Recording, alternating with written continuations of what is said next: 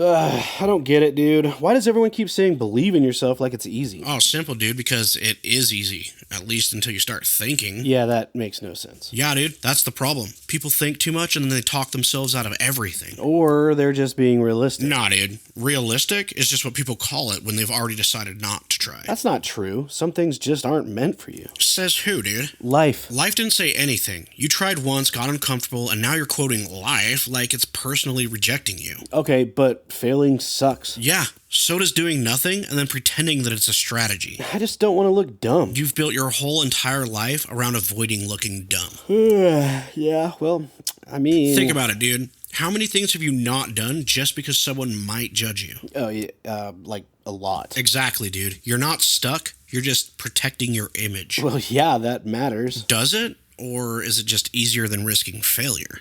You know what? I really don't like this conversation. Of course you don't.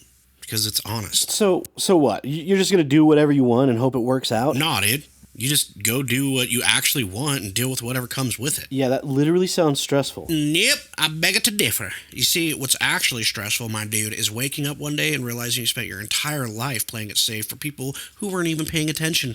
Well, yeah. Yeah. No, all right, well, that's actually pretty smart. Oh, of course it is, dude, because this is The Witch Show, where smart meets stupid and somehow makes sense. My name's Georgie, and I'm thinking out loud so you don't have to. Ladies and gentlemen, this is The Witch Show, from What I Think Seriously to You. WITS, The Witch Show. Cool story, bro.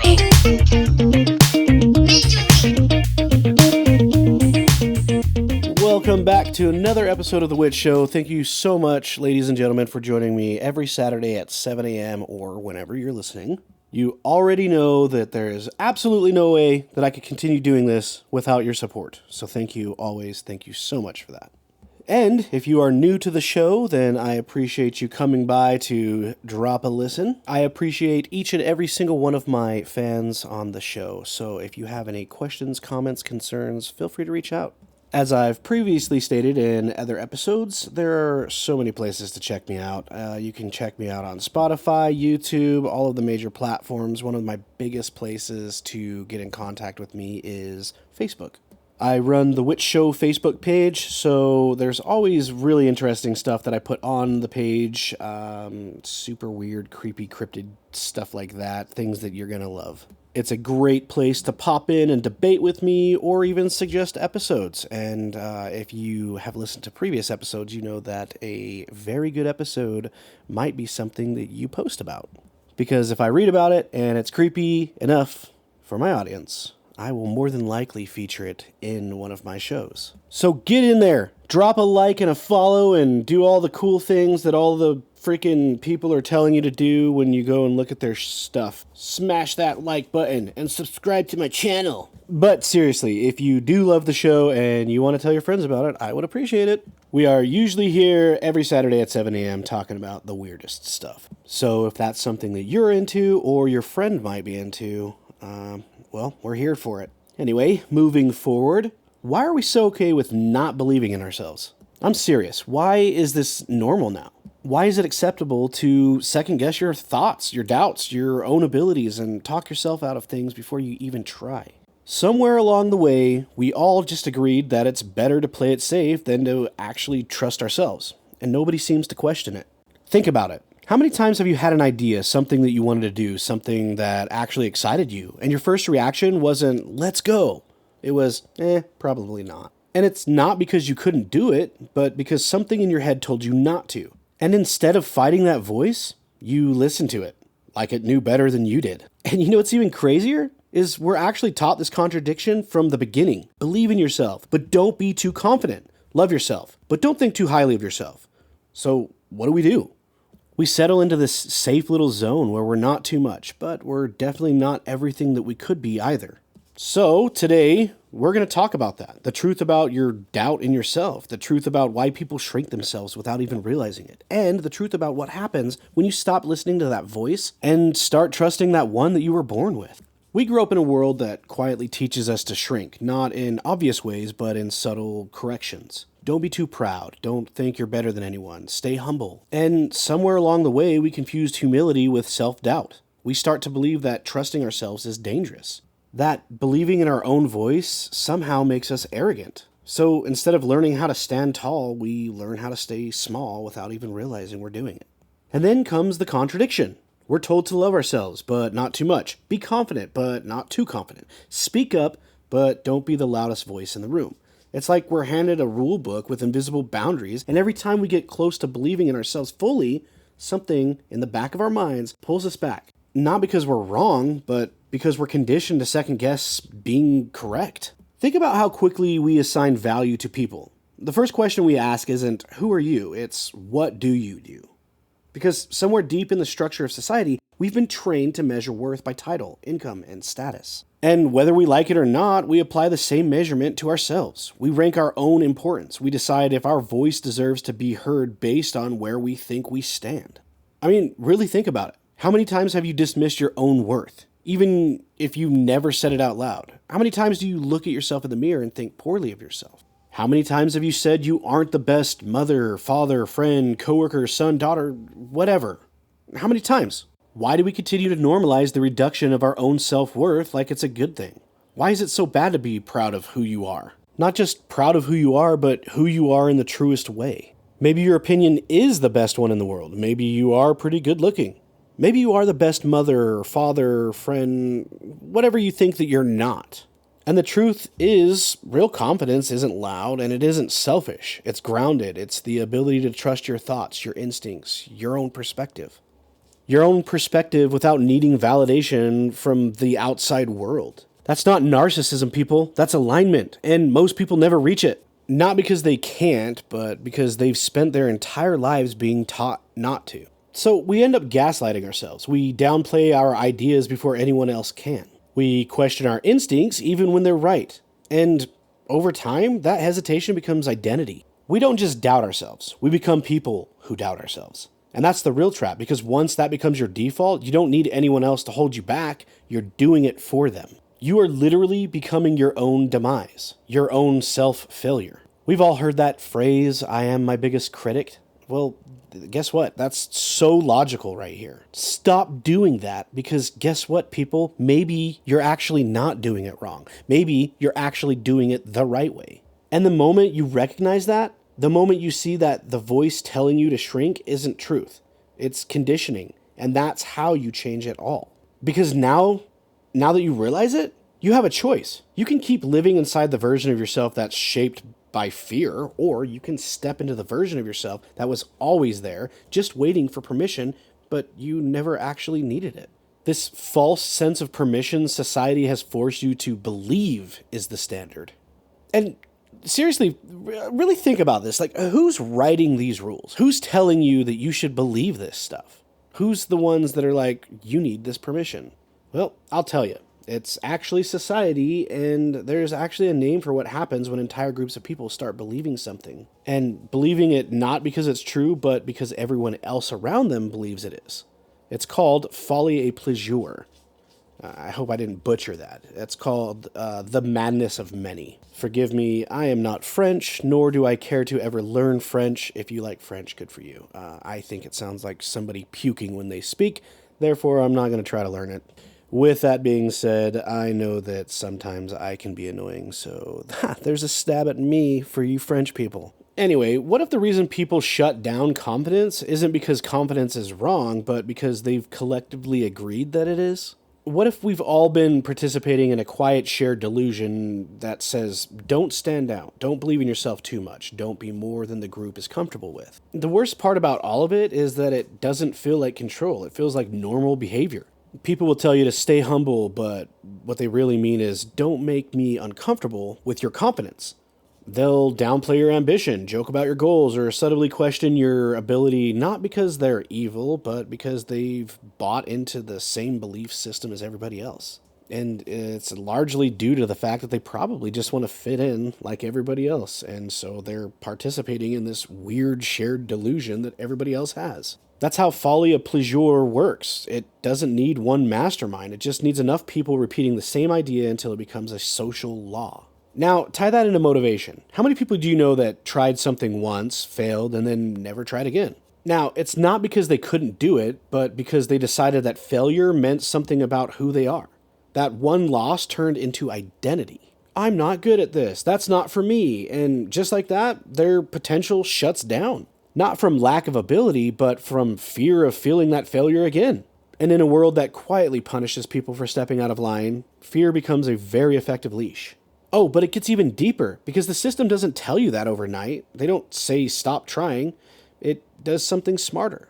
It sells you success, but only in places that don't feel real. Places like movies, stories, fairy tales. You see the underdog win, the dreamer succeed, the person who believes in themselves beats the odds. But it's packaged in a way that your brain files it under fiction. So as a kid, you're inspired, but as an adult, you dismiss it. Well, that's just a movie, and without realizing it, you've disconnected yourself from the very mindset that creates success in the first place. I mean, really think about it. That's why these children are so innocent. They believe that they can do anything. Even I'm saying it right now as we speak. I sound like I'm filing it under fiction. But history tells a different story. People who achieve great things don't wait for permission. They trust themselves before the world does. Henry Ford said, whether you think you can or you think you can't, you're right. That's not just a quote. That's a warning. Muhammad Ali said, I am the greatest. I said that even before I knew I was. That wasn't arrogance. That was vision before validation. And Steve Jobs put it bluntly. The people who are crazy enough to think they can change the world are the ones that do. Every single one of them had the same thing in common. They believed in themselves before it made sense, or before anyone else did. So maybe the truth is this. It's not that people lack motivation. It's that they've been conditioned to fear what happens if they fail publicly. It's not that confidence is dangerous. It's that it disrupts a system that was built on self-doubt. And it's not that success is unrealistic. It's that you've been taught to treat it like fiction. But the moment you see through that, the moment you realize that the voice telling you to hold back isn't truth, but a shared belief passed around like fact, you get something most people never do. You get your choice back. You gain your own independence, and it's glorifying. You get to tell the world to stick it. You feel more confident. You start believing in yourself and trusting you, the voice in your head that is correct. You finally get to break the lead. Let me ask you something. I want you to actually sit with it for a second. If you found out you had 6 months, maybe a year left to live, what would you do? Who would you call? What would suddenly matter that doesn't seem to matter right now? Because I guarantee you that you wouldn't be thinking about your 401k or your job title or whether you answered enough emails this week. I'm just going to take a really rough shot in the dark here and say that you'd probably be thinking about time or experiences or people. The things you keep saying one day about. Those would probably suddenly become the right now. Why does it take a deadline to start living like that? Why do we wait for something tragic to wake us up to what actually matters? We live life like it's a race, like there's a finish line at 65 or 70 years old when we're finally retired. But what kind of system convinces you to spend your best years rushing, just so that you can rest when you're too worn down to fully experience what you worked for? We've been conditioned to tie our value to productivity. Time equals money, grind now, live later. But later isn't promised, and even if it comes, it wouldn't be the same version of you that's here right now. You're going to spend the most elite version of yourself working through life, really. And for what? So that when you're too old to keep going, then you can start enjoying life? That really does make sense, doesn't it? The energy you have today, the opportunities you have today, the people in your life today, they don't stay frozen in time waiting for you to finally slow down. As John Lennon once said, life is what happens when you're busy making other plans. And most people don't realize they missed it until they're looking back at it. And I've had to check myself on this too. My wife wants to travel when we retire. And for the longest time, I was like, yeah, that makes sense. Well, wait. Then I realized, when I thought about it, of course, why? Why am I waiting until I'm older, slower, and more tired to start doing all of these things that I want to do now? Why am I treating the best years of my life like they're just the price I have to pay to get to the good part? What if this is the good part and I'm just too distracted to see it? Well, that thought brought me to make my own decision that I'm not waiting anymore. I'm still going to be smart. I'm still going to plan. I'm still going to build for the future, but I'm also not going to not live. We talk about life every day. I want to live it. So personally, I'm choosing memories over materials, experience over excess, Because at the end of all of this, nobody sits there wishing they worked more hours or bought more things. As Steve Jobs said, well, of course, near the end of his life, your time is limited, so don't waste it living someone else's life. And that's what it comes down to.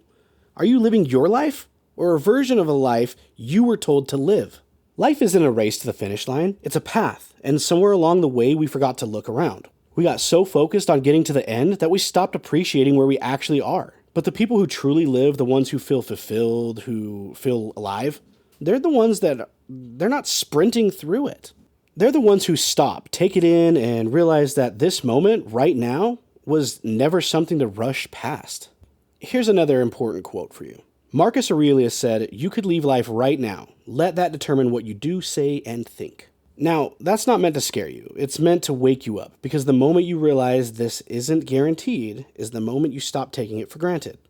And maybe, just maybe, that's the moment you finally start living the life you've been putting off. You don't lack confidence. You've been trained to suppress it. You're not stuck, you're just comfortable. And comfort is dangerous because it feels like peace when it's really just fear that settled in and got quiet. Most people aren't failing, they're just not starting. They're waiting for the right time, the right feeling, the right moment where everything lines up perfectly. And that moment never comes. Because if it did, everyone would be living the life they actually want. So I'm going to say this as clearly as I can possibly say it. Bet on yourself. Pull the trigger. Start the thing. Whatever it is you've been thinking about, taking yourself out of, overanalyzing, do it. Start the business, or ask the girl out, or stand up for yourself at work. Quit that job that you hate and go somewhere that actually feels like you. Because the truth is, people, there is no guarantee any of this lasts long enough for you to get around to it. The only time you actually have is right now, in this moment. In the podcasting world, we tell people all the time, just hit record. Don't wait until it's perfect. Don't wait until you feel ready. Don't wait until you have the best setup, the best plan, the best everything, because none of that matters if you never start. But really take that in, because it doesn't just apply to podcasting. That applies to your life. Just start. Just move. Just take the first step. Even if it's messy, even if it's uncomfortable, even if you have no idea what you're doing. You certainly had no idea how to crawl when you were a baby, but you figured it out, didn't you? And you also figured out how to walk and talk and run. And now look at you. You're listening to this podcast because you learned English. And I'm willing to bet that you have a skill under your belt that not a lot of other people have. Something that you had to learn on your own. Right there is enough proof to know that you can get out there and you can learn something new or do something new. You just got to start. And yeah, you might fail. Probably will. At least once, maybe more. But failure isn't the end. It's feedback. It's information. It's a different way of saying, try again, but smarter this time. And when you start again, you're not starting from scratch, people. You're starting from experience. So use that. Use it to your advantage. The only real failure is quitting and deciding that one attempt defines what you're capable of. It doesn't. It never has. The people who succeed aren't the ones who got it right the first time. They're the ones who refuse to stop when it went wrong. And here's something most people don't like to think about. But trust me, it does matter. When you came into this world, it was just you. And when you leave, it's just you again. Nobody's going to walk that final moment for you. Nobody's going to explain to you why you didn't go for it. And nobody's going to justify the chances you never took. It's you and your choices. So why are you living your life based on what other people might think? Especially when they're not even going to be there at the end of it all. You remember that really cool quote that goes, "You miss 100% of the shots that you don't take"? Yeah, that's legit. So stop waiting, stop overthinking, stop asking for permission to become the you who you deserve to be. The life you want isn't built in your head. It's built through action. Right now. Not tomorrow, not someday. Right now. And stop letting things hold you back. Like depression. I've personally experienced it, and it sucks. I know that. I know a lot of people that go through it. I talk to people pretty much every day. People that reach out to me going through something. And you know what? I'm so happy that they do, because I care about them. And if you know me, I'm a huge motivational speaker. I literally want to help people grow as people. And perception is very important to me. Perception on how you view the world. It's why I'm doing this episode today. So everything that we've been talking about, self-doubt, fear, playing small, feeling stuck, that stuff, it doesn't just sit on the surface, right? Over time it builds, and for a lot of people, it turns into something heavier. something that doesn't just affect your mindset, it affects how you feel every single day. And here's the truth. Depression, it's not just being sad. It's not just having a bad day or feeling off. It's when your mind locks onto the negative and won't let go. It's when everything starts to feel pointless, or the same routine, or the same bills, the same stress over and over and over again, and it feels like there's no way out of it. It's literally insanity. You stop seeing possibilities and you start seeing walls, and when you're in the same space, motivation doesn't just drop. It completely disappears. And a lot of people in that position aren't lazy. They're not unmotivated by choice. They're overwhelmed. They're mentally exhausted, and when you wake up every day feeling like you just are surviving instead of moving forward, it's hard to believe anything, especially yourself. And that's where this all connects, because when you don't believe you can change your situation, you stop trying to.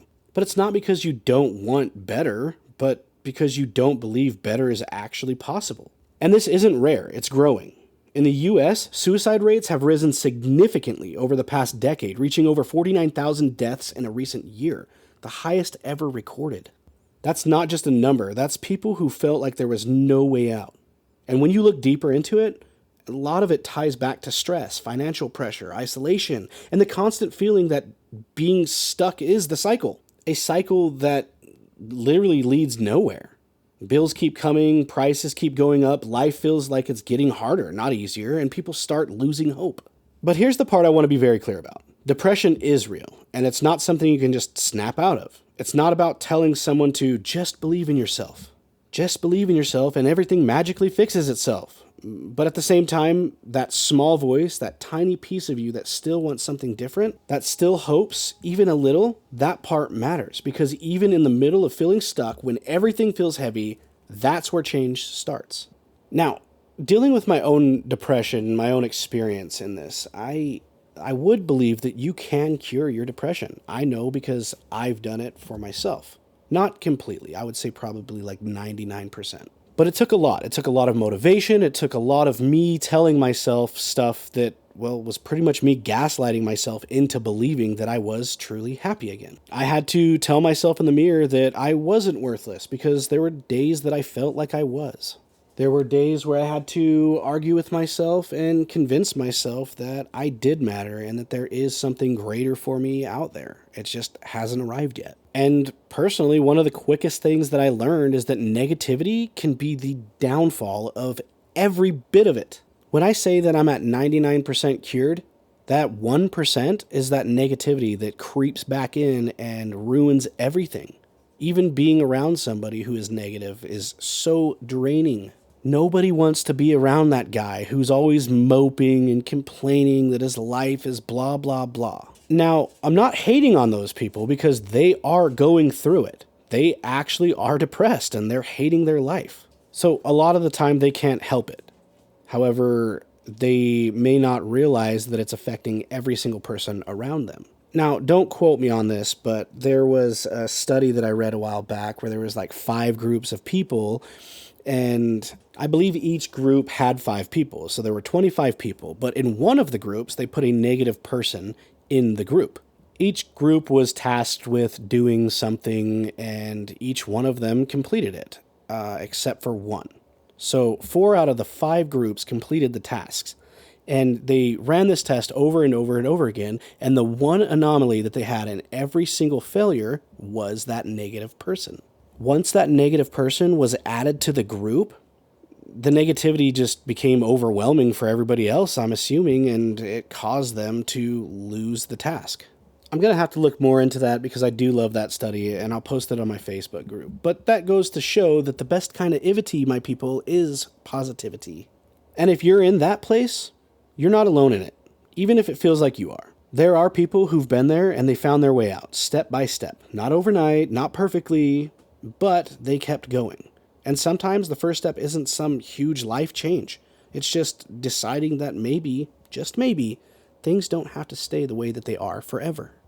At the end of all of this, it really comes down to one simple question. Are you living your life, or are you just going through it?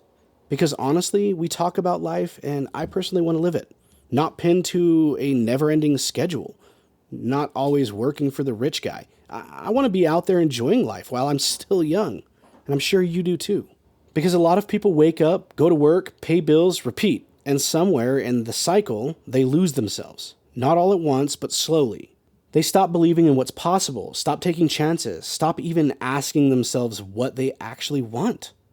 And over time, that turns into something heavier, something that feels like there's no way out, like you're stuck. But trust me, there is. There always is. And I want to say this clearly. If you're in that place right now, I know it sucks. If you're feeling overwhelmed, stuck, or like things are going to never change, don't sit in that alone. Reach out. Talk to someone, a friend, a family member, anyone you can trust, because even if it doesn't feel like it, there are people out there who do care. A lot more than you realize. You matter more than whatever situation you're stuck in, and no moment, no feeling is permanent. So, start believing in you more and stop feeling bad for doing it. Despite what anybody says, you're not narcissistic. If you truly believe your opinion is correct, in fact, you should believe that your opinion is correct. It's why we have debates, so that we can explain to another person why our version of the truth makes sense to us, and you should absolutely trust that. And you're not conceited if you think that you're beautiful. It's absolutely okay to be feeling yourself. And life isn't something you're supposed to survive until it's over. It's something you're supposed to experience while you're here. So don't wait. Don't keep putting things off like you're gonna get to them, because tomorrow isn't promised. And just like everyone in existence, your ticket's gonna be up one day. Take the chance, make the move, bet on yourself, even if it's uncomfortable, even if it's messy. Because at the end of the day, this is your life. No one else's, yours. And you don't get another one. But do you know what you do get another of? Another episode of The Witch Show, next Saturday at 7 a.m. Because this is Georgie, and I'm always thinking out loud, so you don't have to. Ladies and gentlemen, this is The Witch Show from What I Think Seriously to You. WITS, The Witch Show. Cool story, bro.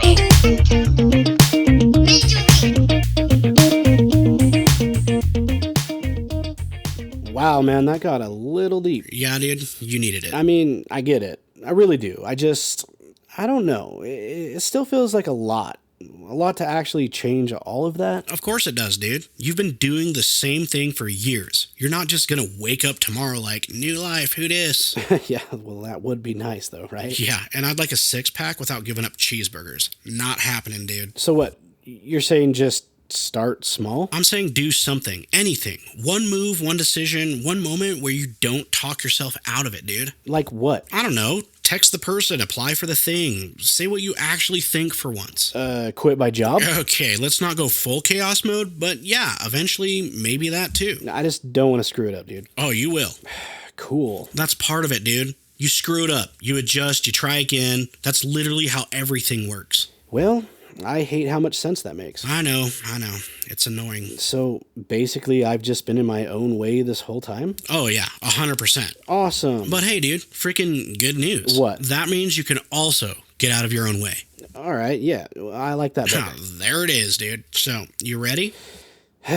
Yeah, I think so. Perfect timing, dude. Hey, yo, Jarvis, roll the song, dude.